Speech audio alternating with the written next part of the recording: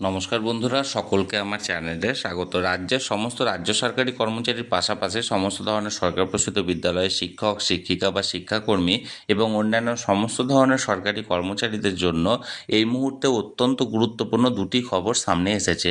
কী সেই খবরে কী কী বলা হয়েছে সকল কিছুই আজকের ভিডিওতে বিস্তারিতভাবে আলোচনা করব। ভিডিওটি অত্যন্ত গুরুত্বপূর্ণ সকল সরকারি কর্মচারীদের জন্য, তাই প্রথম থেকে শেষ পর্যন্ত অবশ্যই ধৈর্য সহকারে দেখবেন এবং ভালো লেগে থাকলে অবশ্যই একটি লাইক করবেন এবং সকলের সঙ্গে শেয়ার করবেন। আর সেই সাথে এই চ্যানেলে যদি প্রথমবার হয়ে থাকেন এই রকমের ইনফরমেটিভ ভিডিও আরও দেখার জন্য যারা এখনও পর্যন্ত চ্যানেলটিকে সাবস্ক্রাইব করেননি তারা অবশ্যই চ্যানেলটিকে সাবস্ক্রাইব করে নিতে ভুলবেন না।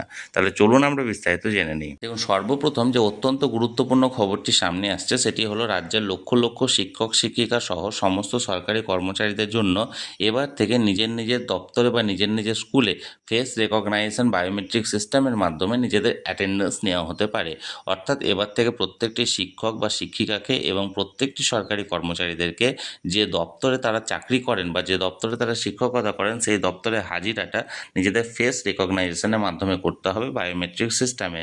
অর্থাৎ বায়োমেট্রিক ফেসিলিটি সমস্ত বিদ্যালয় এবং সমস্ত দপ্তরে এখানে চালু হতে চলেছে আগামী 15ই আগস্টের মধ্যে। আমরা ইতিমধ্যে জেনে গেছি রাজ্যে ফেস রেকগনাইজেশন বায়োমেট্রিক সিস্টেমের মধ্যে সর্বপ্রথম নবান্নে শুরু হতে চলেছে আগামী 15ই জুন থেকে এবং ধাপে ধাপে আগামী 15ই আগস্ট 2026-এর মধ্যে রাজ্যে প্রতিটি প্রাথমিক বিদ্যালয়, প্রতিটি উচ্চ প্রাথমিক বিদ্যালয়, প্রতিটি মাধ্যমিক, উচ্চ মাধ্যমিক, কলেজ, বিশ্ববিদ্যালয় সহ রাজ্যের সমস্ত সরকারি দপ্তর এবং আধা সরকারি দপ্তর সকল কিছুতে বায়োমেট্রিক সিস্টেমের মাধ্যমে এবার অ্যাটেন্ডেন্স সিস্টেম চালু হতে শুরু করেছে। এর ফলে লক্ষ লক্ষ শিক্ষক শিক্ষিকা সহ সমস্ত সরকারি কর্মচারীদের অ্যারাইভেল এবং ডিপার্চার টাইমটাকে অন রেকর্ড রাখা হবে।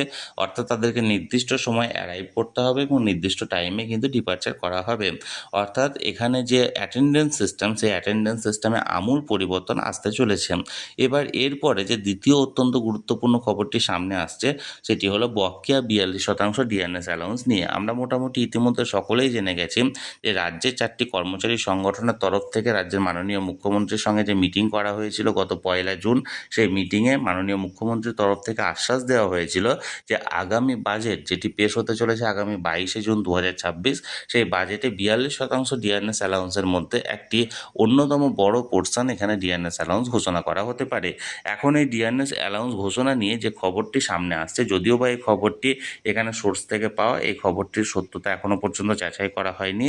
যে আগামী 1 জুলাই থেকে অর্থাৎ 22শে জুন যে ঘোষণাটা করা হচ্ছে সেই ঘোষণাতে বলা হবে যে আগামী 1 জুলাই থেকে রাজ্যের সরকারি কর্মচারী, পেনশনার, ফ্যামিলি পেনশনার এবং যত সমস্ত শিক্ষক শিক্ষিকারা আছেন সকলকেই 14% হারে ডিএনএস অ্যালাউন্স ঘোষণা করা হতে পারে।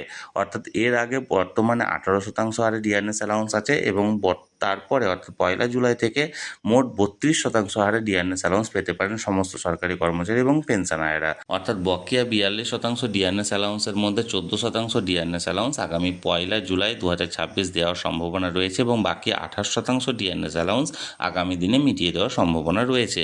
যদিও এই খবরের এখনও পর্যন্ত সত্যতা যাচাই করা হয়নি, এটি একটি প্রাপ্ত খবর। তাহলে বন্ধুরা, রাজ্যে সরকারি কর্মচারীদের জন্য যে দুটি অত্যন্ত গুরুত্বপূর্ণ আপডেট এই মুহূর্তে এসেছিল সেটি সরাসরি আমি আপনাদের সঙ্গে শেয়ার করলাম। এই নিয়ে যদি আপনাদের কোনো প্রশ্ন থাকে অবশ্যই কমেন্ট করুন, আর ভিডিওটি ভালো লেগে থাকলে অবশ্যই একটি লাইক করুন এবং সকলের সঙ্গে শেয়ার করুন। আর সেই সাথে এই চ্যানেলে যদি প্রথমবার হয়ে থাকেন এই রকমের ইনফরমেটিভ ভিডিও আরও দেখার জন্য যারা এখনও পর্যন্ত এই চ্যানেলটিকে সাবস্ক্রাইব করেননি তারা অবশ্যই চ্যানেলটিকে সাবস্ক্রাইব করে রাখুন। ধন্যবাদ, দেখা হচ্ছে পরের ভিডিওতে।